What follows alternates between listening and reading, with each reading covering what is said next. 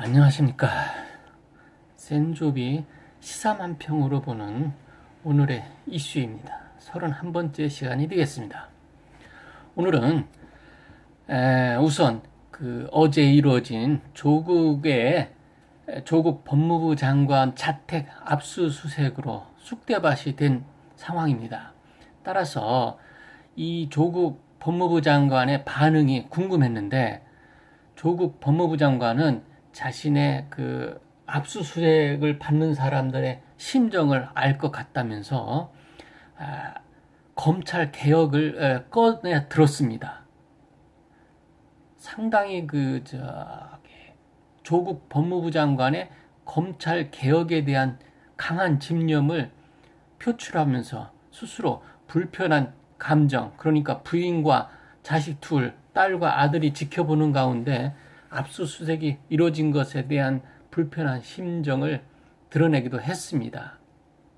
어쨌든 자신이 직접 검찰에 칼날이 들어오고 있는 상황에서 그래도 사표라든지 어떻게 장관직을 그만두지 않고 검찰 개혁을 끝까지 하겠다는 이러한 강한 의지를 내보인 것입니다.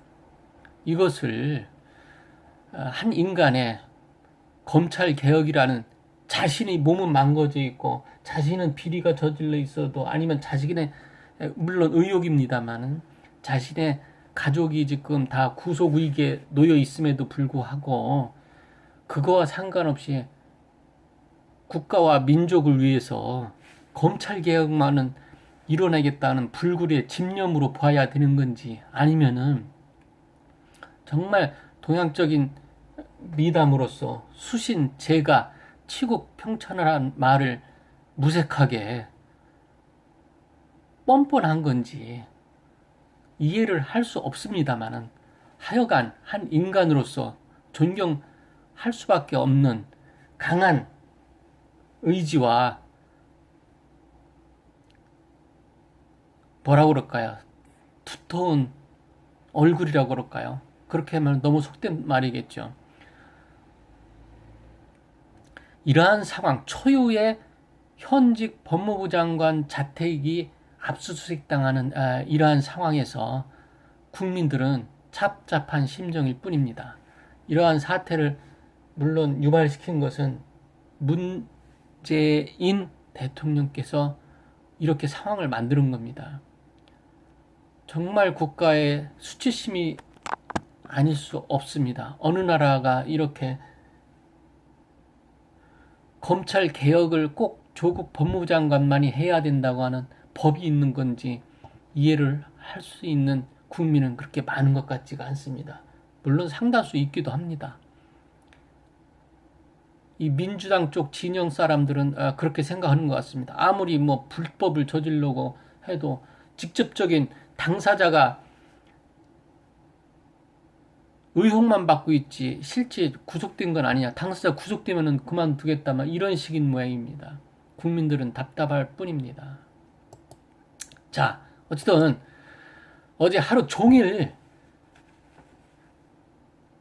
윤석열 검찰총장이 이끄는 검찰이 조국 법무부 장관 자택을 압수수색한 것에 대해서 관심이 집중됐는데, 또 하나 우리가 놓쳐서는 안 될 뉴스가 하나 있습니다. 거의 동시에 어제 당일날 이재용 부회장, 그러니까 삼성그룹의, 삼성전자 이재용 부회장을 겨냥한 삼성바이오텍스 관련된 압수수색이 또 이루어졌습니다. 이것은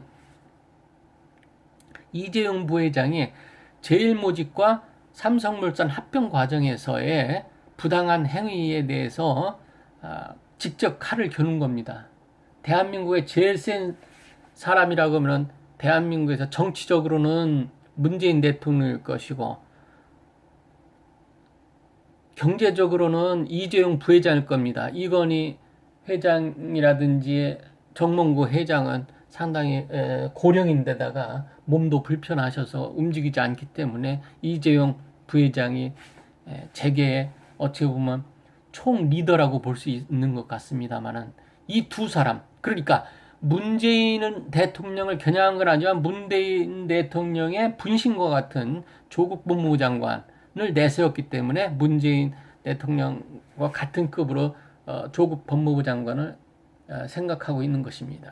그래서 어쨌든 조국 법무부 장관과 삼성전자의 이재용 부회장을 겨냥한 검찰의 본격적인 칼 대기가 시작된 것으로 보면 되겠습니다.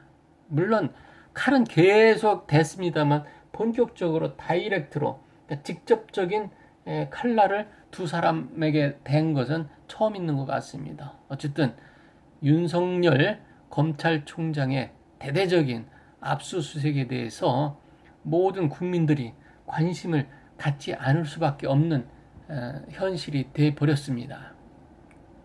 자, 이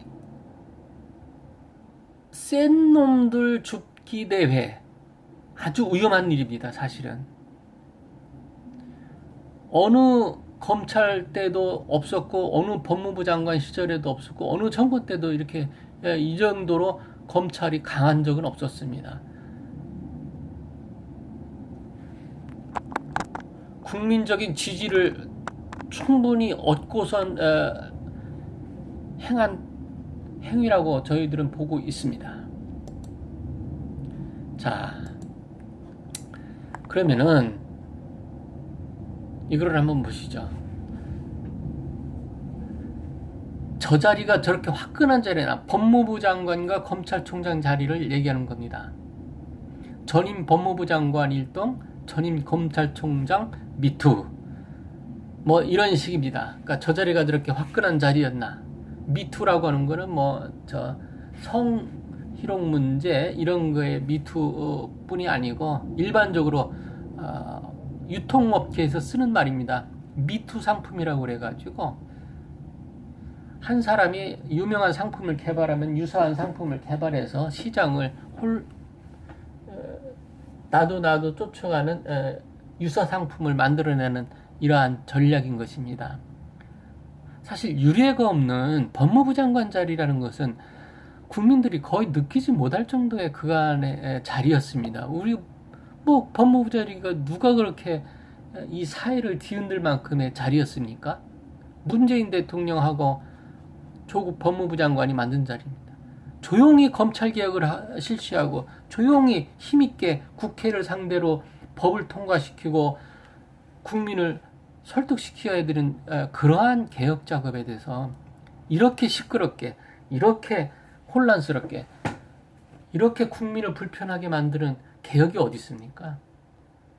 개혁이라는 건 조용한 상태를 물론 뒤집어 버리는 사건일 수도 있습니다만은, 자, 어쨌든 자리가 사람을 만드는 게 아니고 또 사람이 자리를 만드는 것도 아닙니다. 그렇지만은 자기의 정확한 역사적인 소명 아니면 자기의 임무를 수행을 하기 위해서는 거기에 맞는 적임자가 와야 된다는 게 일반적인 장사미사, 일반적인 국민들의 생각이 아닌가요?